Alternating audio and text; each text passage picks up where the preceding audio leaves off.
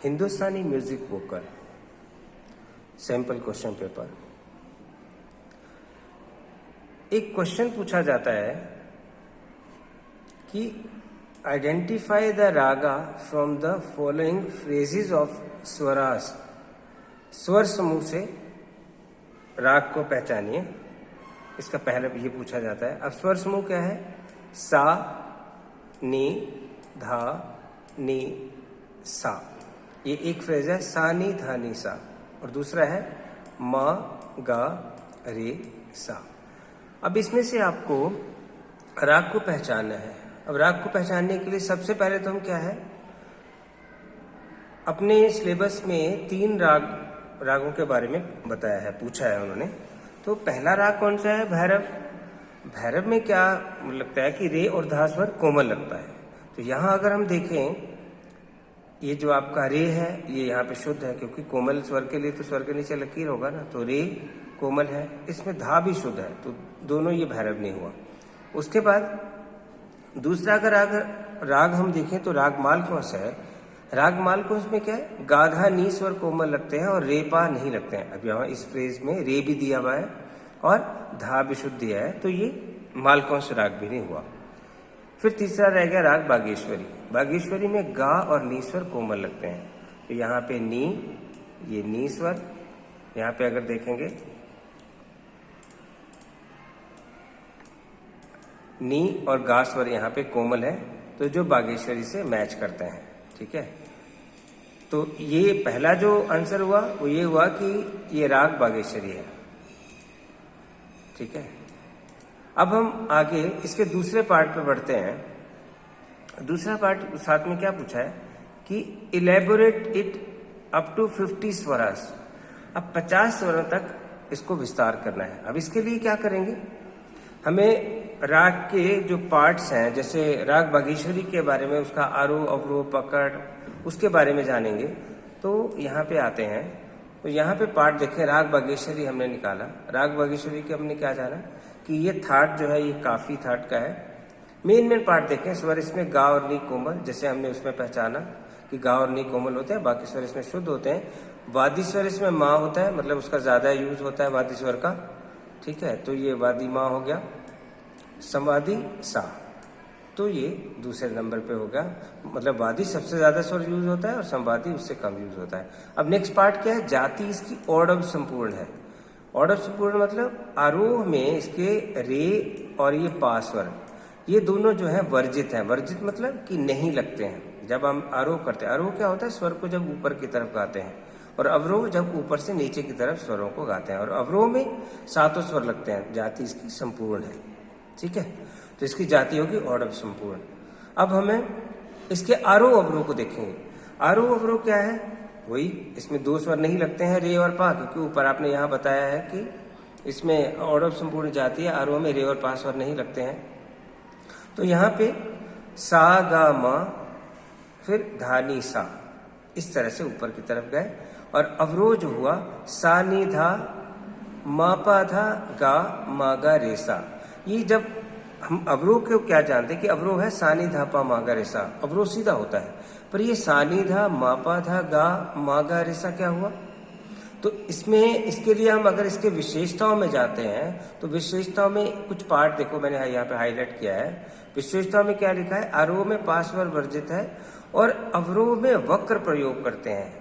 वक्र प्रयोग मतलब सीधा धापा मागा रेसा, जैसे सानी धापा मागा रेसा ना जाके इसमें वक्र किस तरह से? जैसे मा पा धा गा, तो सा, इसीलिए यहाँ पे क्या हुआ? अवरोह क्या किया? सा नी धा मा पा धा गा, मतलब पा को लेना भी है, उसको वक्र तरीके से, मतलब टेढ़ा तरीके से उसको लेंगे, सीधा ना लेके, बिल्कुल सपाट ना लेके। सा नी धा पा मागा रेसा की बजाय सा नी धा मा पा धा मा गा रेसा, मा पा धा गा मा गा रेसा, इस तरह से इसके बारे में ये बताया है विशेषताओं के हिसाब से। तो और इसमें क्या है? इस राग में सामा धामा, ये 2 स्वर इकट्ठे सामा, और सा के बाद मा, धा के साथ मा और धा के साथ गा, इन स्वर संगीतों का, इन स्वर ग्रुप का 2-2 स्वर का यूज भी होता है। तो हम क्या करेंगे, जब हम स्वर को विस्तार करेंगे तो इन सब चीजों का ध्यान रखेंगे। और न्यास के स्वर क्या होता है? न्यास के स्वर होता है कि जिन जिन स्वरों पे ज्यादा ठहरते हैं उनको न्यास के स्वर यहाँ पे बोला जाता है। तो न्यास के स्वर इसमें सा मा धा है। अब इसमें अगर हम आलाप देखते हैं तो आलाप में, आलाप का पार्ट अगर हम देखते हैं तो आलाप के पार्ट में क्या हुआ कि यहाँ पे आलाप जब हमने स्टार्ट किया तो इसमें ये हमने फ्रेज उठाया वही सा नी धा नी सा मा गा रे सा। उसके बाद हमने बता दिया, पहला पॉइंट हमने ये बता दिया कि ये राग बागेश्वरी है। अब इसके आगे 50 शब्दों के जो 50 स्वरों के आलाप पे अगर हम जाते हैं तो इसमें पहला जो नोट है वो सा से हम शुरू कर रहे हैं। सा स्वर विस्तार कैसे होता है कि सा स्वर से लेके आरोह तो सीधा चले जाते हैं, सारे गा मा पा धा नी सा, अवरोह सा नी धा पा मा गा रे सा। पर जब हम विस्तार करते हैं तो धीरे धीरे स्वरों की तरफ बढ़ते हैं, जैसे सा।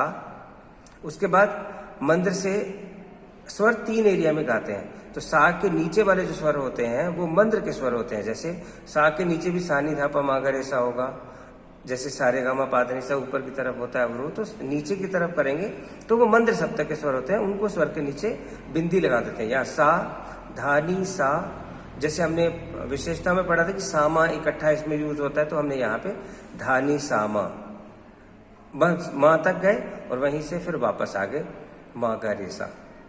तो ये हमारे इतने स्वर हो गए, 9-10 स्वर इसमें हो गए।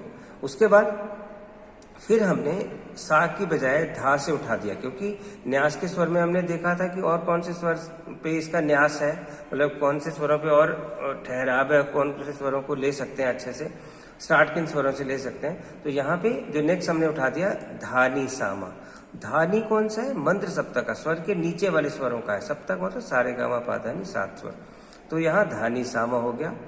उसके बाद माँ के बाद फिर गा से एक स्वर नीचे आके गा मा धा मा, क्योंकि रे और पा स्वर वर्जित है, यहाँ ध्यान रखना है। अगर हम आरोह कर रहे हैं तो रे और पा नहीं लगेगा इसमें। आरोह मतलब स्वर के ऊपर, ये ऊपर की तरफ जा रहे हैं, धा नी सा मा, फिर गा मा धा मा। फिर तीसरा पार्ट आया मा पा धा गा, वही विशेषता में बताया गया है कि पा का वक्र प्रयोग ले मा पा धा गा, वापस गा नीचे की तरफ आए, देन मा गा रे सा। तो यहाँ मिला के कुल 10, 12, 15 के आसपास इसमें नोट हो गए। तो कौन 25-26 स्वर यहाँ पे यूज हो गए।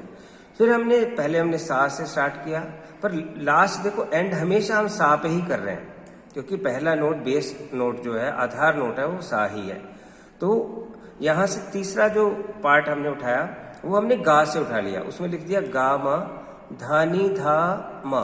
धा एस मा मतलब कि एस का मतलब होता है कि स्वर को सस्टेन कर रहे हैं, तो बीच में गा मा धा नी धा आ मा। तो ये हो गया। अब पहले देखो हम क्या हुआ, माँ तक गए, उसके बाद हमने यहाँ पे धा तक बढ़े, धा तक स्वरों को लगाया। अब यहाँ पे थर्ड में जब आगे बढ़े तो धीरे धीरे स्टेप बाय स्टेप हम ऊपर की तरफ जा रहे हैं। तो यहाँ नी तक चले, तो गा मा धा नी धा मा। फिर उसके बाद माँ पे आए, माँ से और आगे की तरफ वापस चले गए मा धा नी सा। अब नी तक गए थे हम, उसके बाद सा तक कर दिया। पर यहाँ देखो जाते वक्त कहीं भी हमने रे और पा नहीं लगाया, क्योंकि उसमें रे पा नहीं लगते हैं। मा धा नी सा, उसके बाद सा मा गा रे सा। अब यहाँ पे रे लिया है।